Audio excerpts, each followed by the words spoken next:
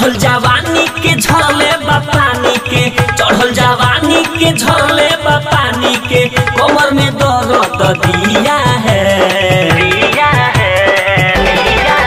रात पिया ने ऐसा किया है, समन में धुआं फेंक दिया है। रात पिया ने ऐसा किया है, समन में धुआं फेंक दिया है।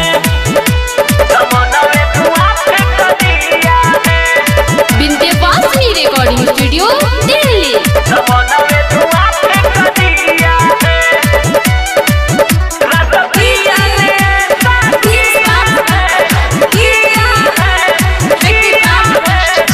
रहे सुहागे राते पीछे से औए, लाज के मारे कुछ कहल न गौए।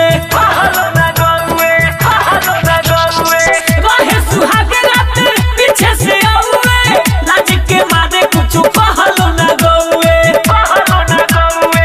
सैया पलानी में डलस परेशानी में, सैया पलानी में डलस परेशानी में, कैसे बताऊं डरा जिया है।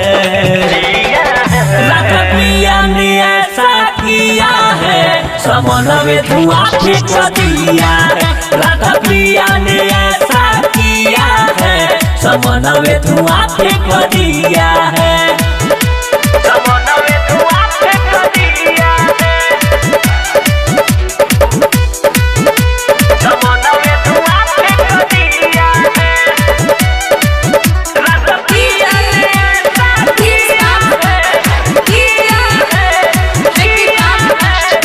बेटी पया के तो रेट कौए, कि हदर दौ कर सहल न गौए।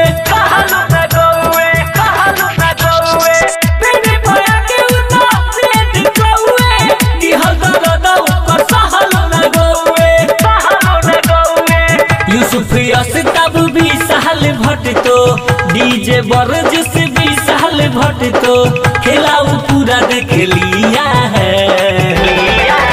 रात पिया ने ऐसा किया है, समन में धुआं फेंक दिया है। रात पिया ने ऐसा किया है, समन में धुआं फेंक दिया है। चढ़ल जवानी के झले पानी के, चढ़ल जवानी के झले पानी के, कमर में दर्द दिया है। रात पिया ने ऐसा किया है, समन में धुआं फेंक दिया है। रात पिया ने ऐसा किया है, समन में धुआं फेंक दिया है। Vindhyavasini recording studio Delhi.